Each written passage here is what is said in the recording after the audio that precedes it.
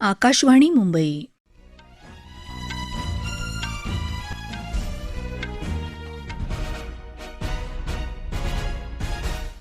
राजश्री आकाशे राष्ट्रीय बातम्या देत आहे.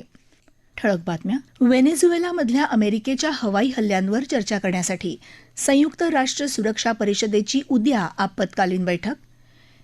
रामजी योजनेबद्दल काँग्रेसनं संभ्रम पसरवू नये असं केंद्रीय कृषी मंत्र्यांचं आवाहन.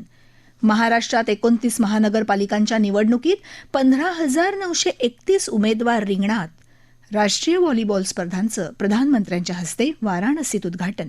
आणि तायक्वांदो खेळाच्या क्रमवारीत भारताच्या रूपा बायोरला आशियातलं अव्वल स्थान. व्हेनेझुएलामधल्या अमेरिकेच्या हवाई हल्ल्यांवर चर्चा करण्यासाठी संयुक्त राष्ट्र सुरक्षा परिषदेनं उद्या सोमवारी आपत्कालीन बैठक बोलावली आहे. सुरक्षा परिषदेचा अस्थायी सदस्य असलेल्या कोलंबियाच्या विनंतीवरून ही बैठक बोलावली असून त्याला चीन आणि रशिया या स्थायी सदस्य देशांनी पाठिंबा दर्शवला आहे. व्हेनेझुएलाचे अध्यक्ष निकोलस मादुरो आणि त्यांच्या पत्नी सिलिया फ्लोरेस यांना काल अमेरिकेनं अटक केली असून त्यानंतर व्हेनेझुएलामध्ये केलेल्या हवाई हल्ल्यांच्या पार्श्वभूमीवर हा निर्णय घेतल्याचं संयुक्त राष्ट्र सुरक्षा परिषदेनं जारी केलेल्या निवेदनात म्हटलंय. अमेरिकेच्या या कारवाईबद्दल संयुक्त राष्ट्रांचे सरचिटणीस अँटोनियो गुटेरस यांनी चिंता व्यक्त केली असून हे आंतरराष्ट्रीय कायद्याचं उल्लंघन असल्याचं म्हटलंय. व्हेनेझुएलामधल्या कायद्याच्या राज्याचं आणि मानवी हक्कांचा आदर राखून सर्वसमावेशक संवादाचं आवाहन त्यांनी केल्याचं संयुक्त राष्ट्रांचे प्रवक्ता स्टीफन दुजारिक यांनी जारी केलेल्या निवेदनात म्हटलंय. दरम्यान व्हेनेझुएलाचे अध्यक्ष आणि त्यांच्या पत्नी सिलिया फ्लोरेस यांच्यावर न्यूयॉर्क इथल्या न्यायालयात आरोप निश्चित करण्यात आल्याचं अमेरिकेचे अटर्नी जनरल पाम बोंडी यांनी म्हटलंय.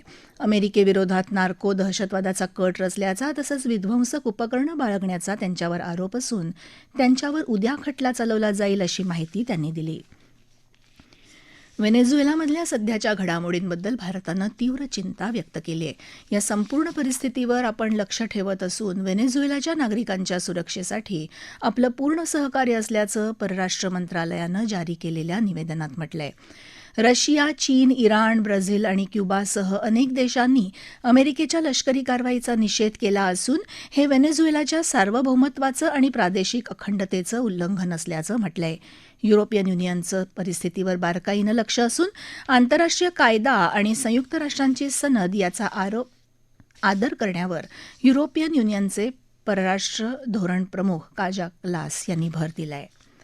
व्हेनेझुएलाच्या सर्वोच्च न्यायालयानं उपराष्ट्राध्यक्ष डेल्सी रॉड्रिग्स यांना देशाच्या हंगामी अध्यक्ष म्हणून पदभार स्वीकारण्याचे आदेश दिलेत.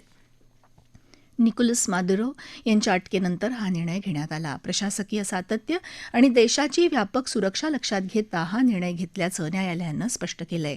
दरम्यान व्हेनेझुएलामधल्या सध्याच्या आपत्कालीन परिस्थितीत स्पेसएक्सच्या मालकीची स्टारलिंक सेवा व्हेनेझुएलामध्ये येत्या 3 फेब्रुवारीपर्यंत मोफत ब्रॉडबँड इंटरनेट सेवा पुरवणार असल्याचं टेस्लाचे सीईओ एलॉन मस्क यांनी जाहीर केलंय.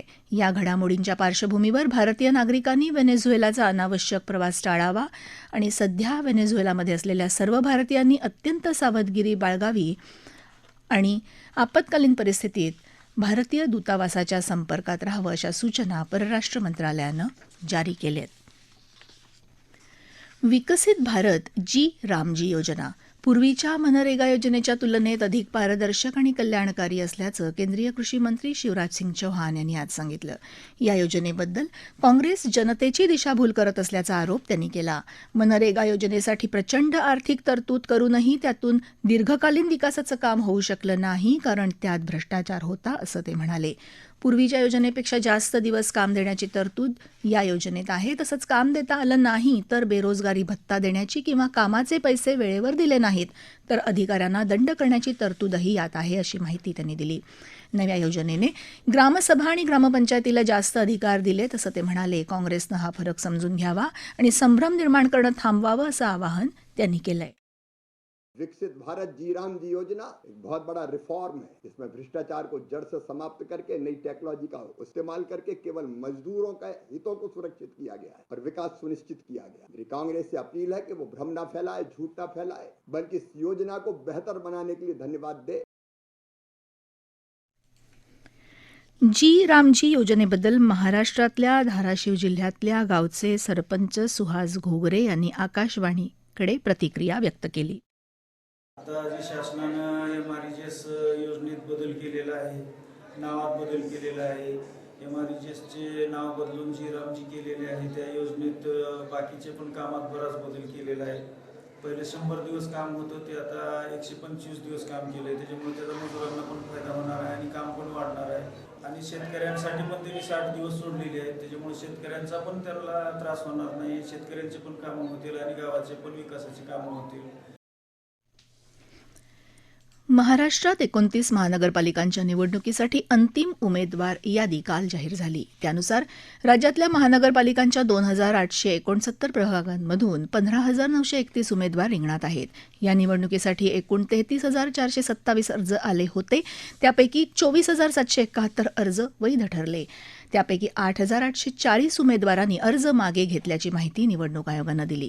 राज्यात सर्वाधिक 1,700 उमेदवार मुंबई महानगरपालिका निवडणुकीत तर 1,166 उमेदवार पुणे महानगरपालिका निवडणुकीत आपलं नशीब आजमावत आहेत. नागपूरमध्ये 993 उमेदवार आहेत. सर्वात कमी 230 उमेदवार इचलकरंजी महापालिकेची निवडणूक लढवत आहेत. या राष्ट्रीय बातम्या आकाशवाणीच्या मुंबई केंद्रावरून देत आहोत. आकाशवाणी मुंबईच्या एअर न्यूज मुंबई या इन्स्टाग्राम पेजवर आपल्याला दिवसभर महत्त्वाच्या बातम्या वाचता येतील. सन 2036 मध्ये होणाऱ्या ऑलिम्पिकचं यजमानपद मिळवण्याकरता भारत जोरदार प्रयत्न करत असल्याचं प्रधानमंत्री नरेंद्र मोदी यांनी म्हटलंय. उत्तर प्रदेशात वाराणसी इथं होत असलेल्या राष्ट्रीय व्हॉलीबॉल स्पर्धांचं उद्घाटन त्यांनी आज दूरस्थ पद्धतीनं केलं. त्यावेळी ते बोलत होते. विविध खेळांमध्ये 2014 सालापासून देशाची कामगिरी सातत्यानं सुधारत असून जेन झीची तरुण पिढी हातात तिरंगा घेऊन भारताचं प्रतिनिधित्व करताना पाहून देशाचा ऊर अभिमानानं भरून येतो. प्रत्येकाला आपापल्या भूमिका निभावतानाच त्यांच्या जबाबदाऱ्याही पार पाडायच्या असतात. मात्र जेव्हा प्रत्येक जण आपापल्या जबाबदाऱ्या गांभीर्यानं पार पाडतो तेव्हाच यशाचं शिखर गाठता येतं. आपल्या देशाचा प्रवासही याच दिशेनं होत आहे असं प्रधानमंत्र्यांनी म्हटलंय.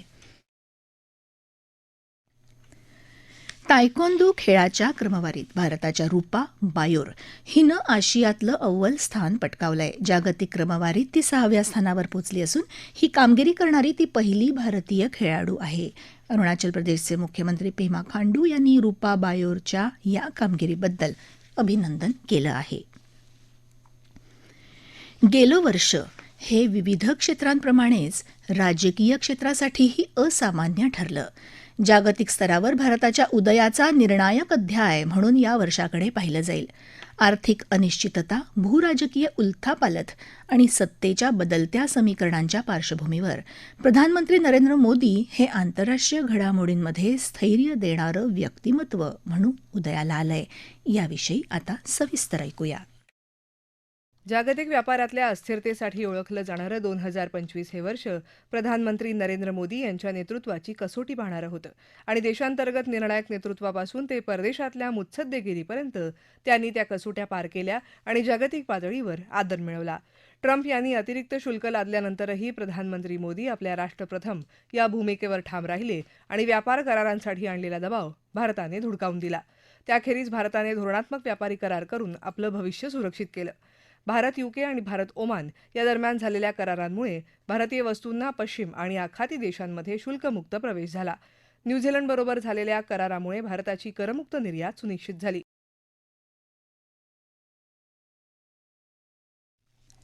प्रधानमंत्री नरेंद्र मोदी यांच्या परीक्षा पे चर्चा या राष्ट्रीय संवादाच्या 9व्या भागात सहभागी होण्यासाठी आता 6वी ते 12वी पर्यंतच्या विद्यार्थी, पालक आणि शिक्षक पात्र आहेत. संबंधितांनी यात सहभागी व्हावं असं आवाहन केंद्र सरकारनं केलं आहे. 99व्या अखिल भारतीय मराठी साहित्य संमेलनाचा आज समारोप होतोय. ज्ञानपीठ पुरस्कार प्राप्त ज्येष्ठ गुजराती साहित्यिक रघुवीर चौधरी कार्यक्रमाचे प्रमुख पाहुणे आहेत. ठळक बातम्या पुन्हा एकदा. व्हेनेझुएलामधल्या अमेरिकेच्या हवाई हल्ल्यांवर चर्चा करण्यासाठी संयुक्त राष्ट्र सुरक्षा परिषदेची उद्या आपत्कालीन बैठक. जी रामजी योजनेबद्दल काँग्रेसनं संभ्रम पसरवू नये असं केंद्रीय कृषी मंत्र्यांचं आवाहन. महाराष्ट्रात 29 महानगरपालिकांच्या निवडणुकीत 15,931 उमेदवार रिंगणात. राष्ट्रीय व्हॉलीबॉल स्पर्धांचं प्रधानमंत्र्यांच्या हस्ते वाराणसीत उद्घाटन. आणि तायक्वांदो खेळाच्या क्रमवारीत भारताच्या रूपा बायोरला आशियातलं अव्वल स्थान. याबरोबरच आकाशवाणी मुंबई केंद्रावरचं हे राष्ट्रीय बातमीपत्र संपलं. पुन्हा भेटूया दुपारी 3 वाजता आकाशवाणी मुंबईच्या प्रादेशिक बातमीपत्रात. नमस्कार.